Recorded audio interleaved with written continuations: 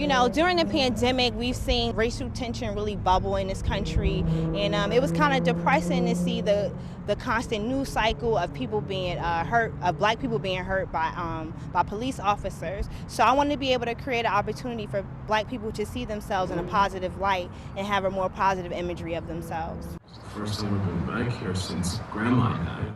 The Newark Moonlight pop-up drive-in opened in July, operated by filmmaker Ayanna Stafford Morris and her husband Cerie Morris. Business is booming. It's being described as the happening weekend spot in Newark. The response has been phenomenal. It's been an overwhelming success, and everybody who comes here, we know whether or not they like it if they honk on the end. So if at the end of the film, when they leave now, if they give us a large honk, then we know we did well. Typically, drive-ins, enjoying a renaissance in America right now as a result of the pandemic, show films featuring white protagonists. The Newark Moonlight Cinema is offering audiences something distinctly different. We need something that's culturally focused on us, such a time as now. In a time, you know, when we having the Black Lives Matter thing going on, where we need to see us in a good light versus us being victimized or anything.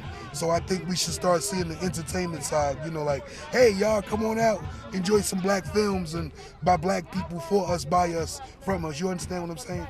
I think that for so long, the dominant culture has been white culture, that honestly, I think it's good that there's other voices getting the chance to be, you know, potentially the dominant culture, or have, you know, a myriad of cultures rather than just one monoculture.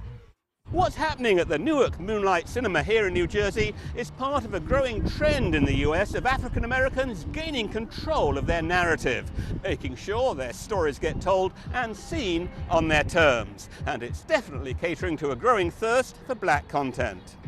Absolutely. Black content is American content, and based off our numbers and a diverse crowd we see that there's a big support for that. Seeing the death of George Floyd, that gave us more inspiration to try to create something that everybody, you know, can have a good time and enjoy themselves with. And that is perhaps what's most powerful with this pop-up drive-in, the sheer, unadulterated joy it has been bringing to the city of Newark in the midst of one of the most stressful summers in modern American history. Don't be afraid to have a good time while you're out here tonight.